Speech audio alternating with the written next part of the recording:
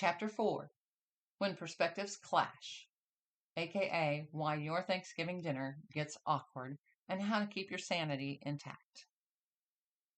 If life were simple, everyone would see things exactly the way you do, and disagreements would be limited to things like, what's the best pizza topping? The correct answer is obviously whatever you like, but pineapple remains the hill some people will die on.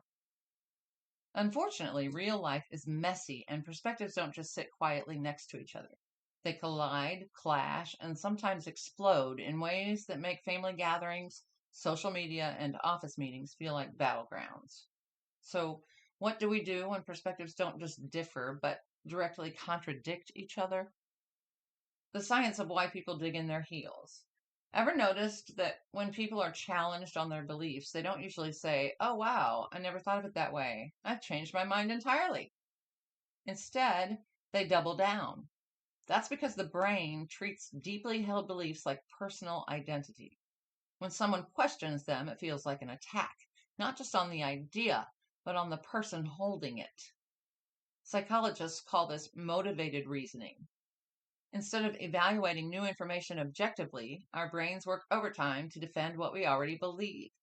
It's why fact checking doesn't always work and why arguing on the internet is like yelling into a tornado. Why some perspectives feel threatening. Not all differences of perspective are created equal. Some are harmless, like whether socks belong with sandals, while others strike at the core of how people see themselves. People tend to feel threatened by perspectives that challenge their core values, contradict their lived experiences, force them to rethink past choices, or make them feel like they've been wrong. This is why political debates turn into screaming matches and why discussing religion with family members can result in passive-aggressive casserole servings. The three types of perspective clashes. Not every disagreement is created equal. Some can be navigated with ease, while others require the patience of a monk and the emotional strength of a therapist. The agree to disagree perspective clash.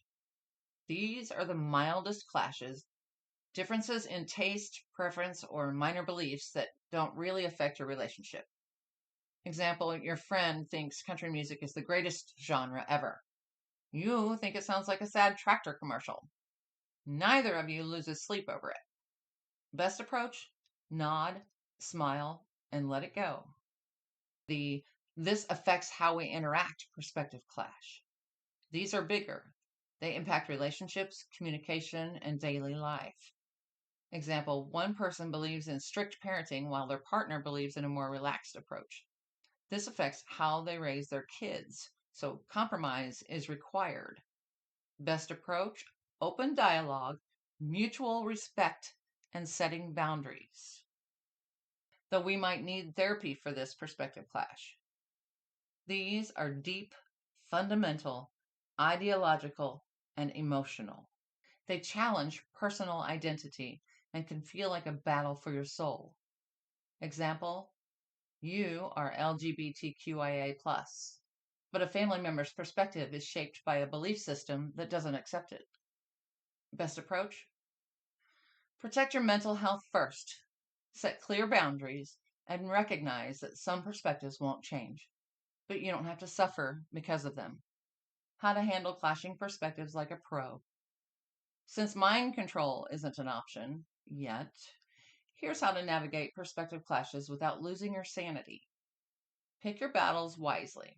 Not every disagreement needs to be a full-on war. Ask yourself, does this actually matter in the grand scheme of things? If the answer is no, let it go. If it's a core issue, then it's worth addressing. Try to understand before you react.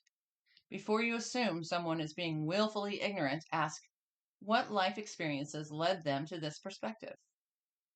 People's viewpoints are often shaped by things they've been through, and understanding that can make discussions less combative. Don't waste energy on brick walls.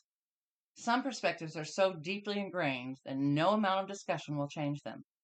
In these cases, protecting your peace is more important than proving a point. Set boundaries and stick to them.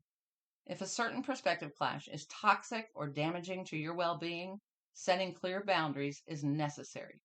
You can respect someone's right to their opinion without subjecting yourself to harmful conversations. Humor is your secret weapon. Sometimes a well placed joke can diffuse tension better than any logical argument.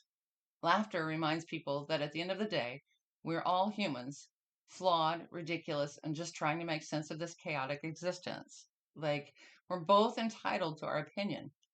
Mine just happens to be more fabulous. The bottom line, some clashes can be fixed, others need to be managed.